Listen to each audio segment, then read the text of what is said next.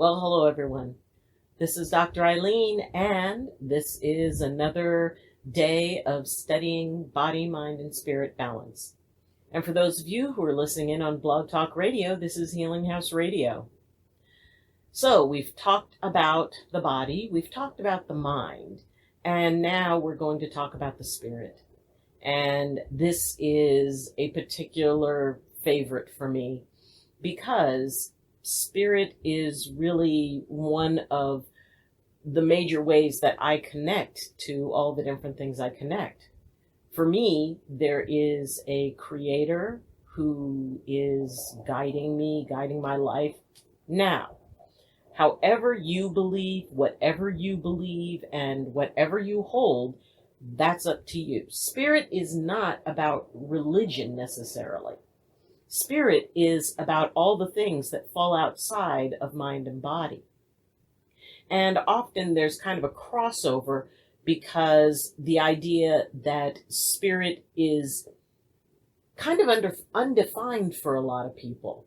So often it either goes into place of religion or a specific practice. And I don't hold spirit as a particular practice per se. I hold it as sort of the realm outside of the physical. And spirit can be faith. It can be a religion, and it can also just be walking among the trees and feeling that sense of their consciousness. And I guess that really comes down to it. Spirit is that aspect of consciousness and connecting to consciousness. And however you name that, that is completely up to you, and if you love it, I love it for you. And spirit is also that place of our fears. It's that place of the unknown. It's that place that can be kind of scary because there's nothing concrete about it. The mind can figure out things and become very analytical and very left brain and very, just put everything in order and things fit together. Solutions are a lot easier in the mind. And in the body, well, if something's going wrong, then you act to correct it. And you are able to work with it because it is a physical thing. Spirit is different. Spirit is the place where we go in our dreams.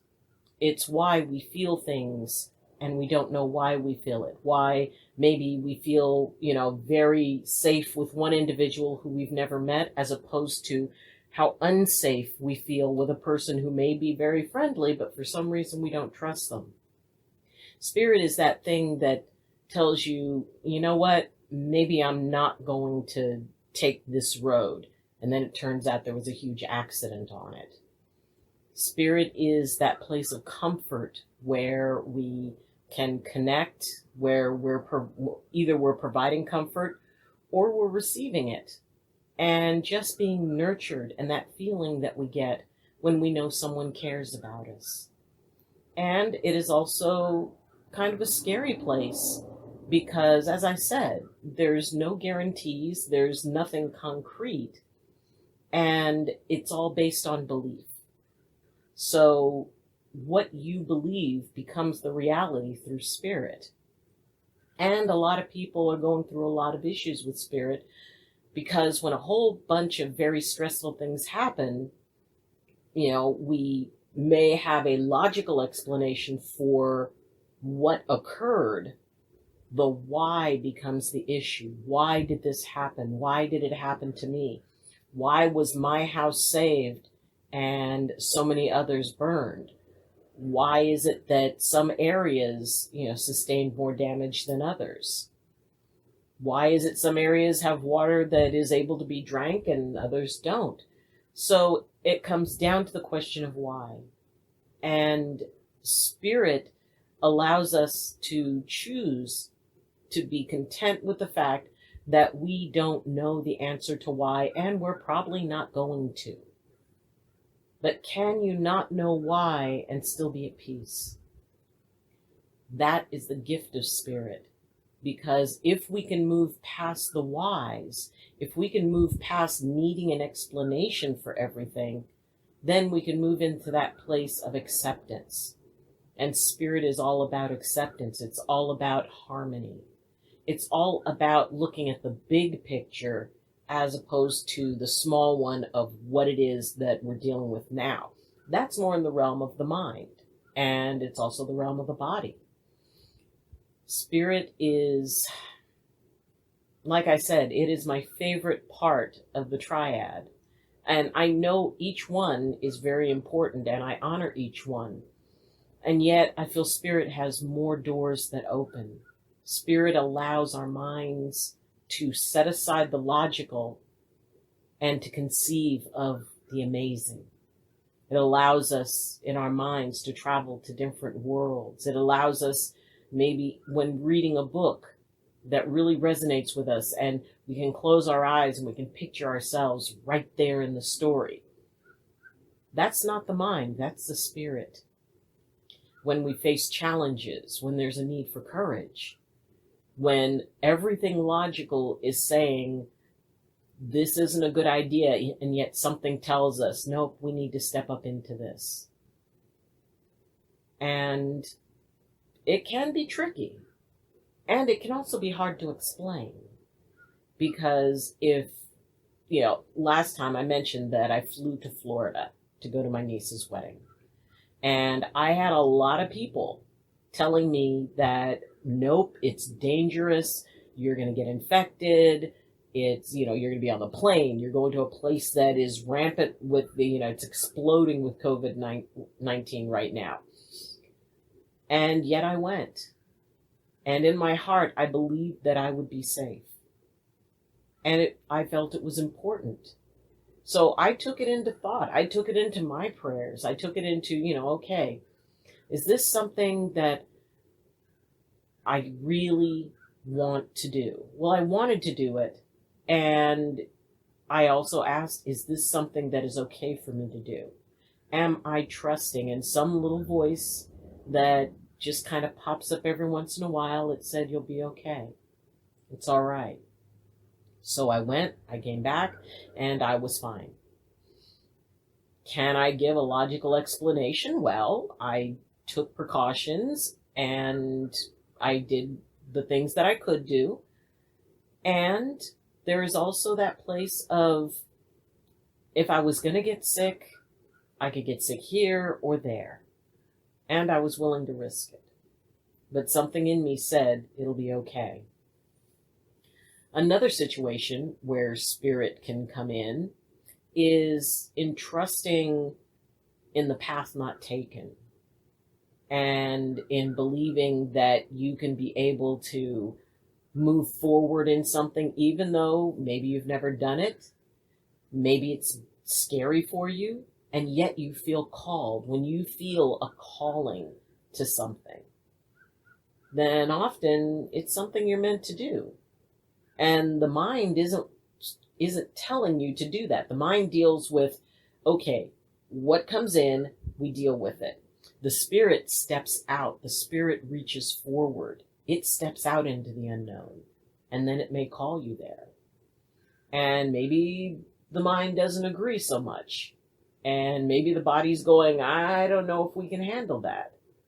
But the spirit says we're going to be okay, and this is going to help us grow, and this is going to help us move forward. So you need to trust in that and weigh each one. Each one has a vote, but it is your consciousness, your will, that decides what is it that you're going to do. Do you follow logic, or do you follow something beyond, something that's intangible, something that doesn't have a specific reason or even a good reason?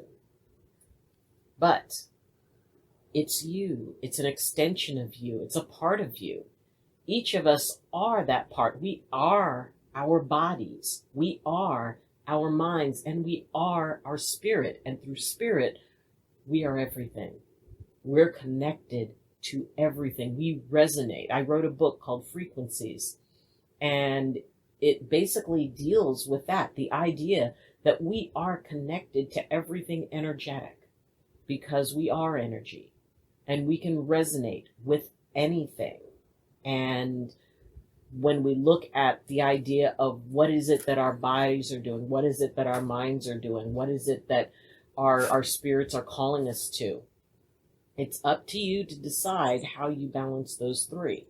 Maybe you feel a calling to something from spirit, and yet the mind points out very clearly, it's like, okay, we may be called to this, and here are the things we need to take into consideration. Yes, there is a call, but does it have to be answered now? So there is almost like a checks and balances between them. And sometimes, the old saying, the spirit is willing, but the body is weak. Maybe we really want to do something, and yet our bodies need rest. So the body puts in the vote, I don't think so. I don't think we can do this. Maybe later, but not right now. Now we need to take care of ourselves. Now we need to recuperate and rejuvenate. So consider, what is it that your spirit calls you to? That undefinable something. It's that feeling that you need to do something, or you want to do something, even though you don't know what that is. But there's that restlessness in your soul. And it just kind of makes you want to move. You don't know what you want to do, but you know that you need to do something. So you start to look for it. And you can incorporate the mind to help that. Okay, well, let's take this mystery and break it into pieces. And let's figure out what it is. Do I feel called to travel somewhere? Do I feel called to create something? And so that can start to be picked apart.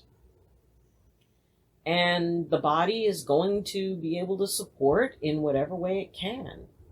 And there are amazing places where spirit and body cross over, where you're in a place that is so amazingly beautiful, and that the earth energy is so powerful, and you actually kind of tremble a little bit, or you feel kind of a tingly sensation. Those are the places where spirit and body cross. When you feel that maybe you're just lighter than air, or you feel at absolute peace for no particular reason. Or maybe you're sitting next to the ocean or looking up at the night sky, and you feel that sense of everything. And it's a physical experience, and it's an amazing physical experience. And if you haven't experienced it, I'm sure you will one day. Maybe holding your child for the first time. That is a physical, mental, and physical experience, or physical, mental, and spiritual experience, which I remember the first time that my sons were placed into my arms, and it's been over 30 years, and yet I can close my eyes, and I can remember that I never realized I could love anything that much. And it was a spiritual connection. My body had been connected to these life forms. My body had nurtured and protected these life forms. And I felt that. My mind was going through all of the things that I would need to do, and all the things I wanted to teach them. And wow, what did I need to be able to take care of them? And the immenseness of the responsibility that it meant to be responsible for human beings. So often they will overlap, and they will cross over, and they can work in great harmony together. As long as you allow that, as long as you don't lean into one, as long as you don't become so obsessed with body that you don't listen to the mind and you don't listen to the spirit. Maybe being reckless in your physical relationships and not protecting yourself and not being responsible in that. Your mind is telling you, hey, we need to protect ourselves. We need to do this. And the spirit is saying, there's more to life than just this moment. And maybe the body's saying, well, yeah, but this feels good right now. So there are times when they disagree, and yet usually more often than not, we can get them to agree if we don't start tilting the board, if we can be able to be in harmony with each and every one. Spirit is the core of our essence. It is what makes us each unique. It is our connection to everything. And whatever that means to you, however you carry that, however you hold that, consider it sacred. It's not about ceremonies or traditions. It's about the energy. It's about the oneness. It's about the consciousness. Our spirit far expands what we are, and it connects us to everything. So cherish that part of your spirit. Listen to it. Allow it to guide you. Even if it's may lead you somewhere that you're unfamiliar with. Maybe it'll lead you to skydive. Maybe it'll lead you to try, a new faith or a new belief system. Whatever it is that you want to do. Oh, hello, Luna. Yes, hi. Yes, come on. Whatever it is that you choose to do, be able to find balance with it. Check in with all three. Check in with faith. Check in with spirit. And if faith is a part of that, check in with that too. Check in with your mind. What are the logistics of it? What's the logical pieces of it? Check in with your body. How does this feel? And that other place where, spirit and body overlap. Remember that gut feeling. When you talk about that gut feeling and you don't have anything logical to base it on, but it's just your gut, trust your gut. Take into consideration each and every one, because when they blend together, they find balance, and so do you. So, thank you for joining me, and I wish you absolute balance and peace of those three parts of you. Remember, it's like the stool. If one leg is shorter than the other, or another leg is longer, it's not going to be very effective, and it's not going to be balanced. If you have any questions, comments, or concerns, then please leave them in the comments section. If you like this video, then please press like. And if you are listening in on Blog Talk Radio, please consider following the link in the description and visiting the YouTube page. If you think this is kind of cool, please consider subscribing. And if you've already subscribed, thank you so much. And if you'd like to support on a higher level, I do have a Patreon link. And I really want to thank those who have already signed up and who are supporting me. Thank you so much for that. And if you have any questions, then you can follow me on Twitter. You can connect with me through my Facebook group, Medicine Walk with Dr. Eileen. You can reach me on Discord, and you can reach me by my email address, which is on all of them are in the description. So again, thank you for joining me. And as always, I wish you balance, and I wish you blessings of body, mind, and spirit. Love you, and see you next time. Bye.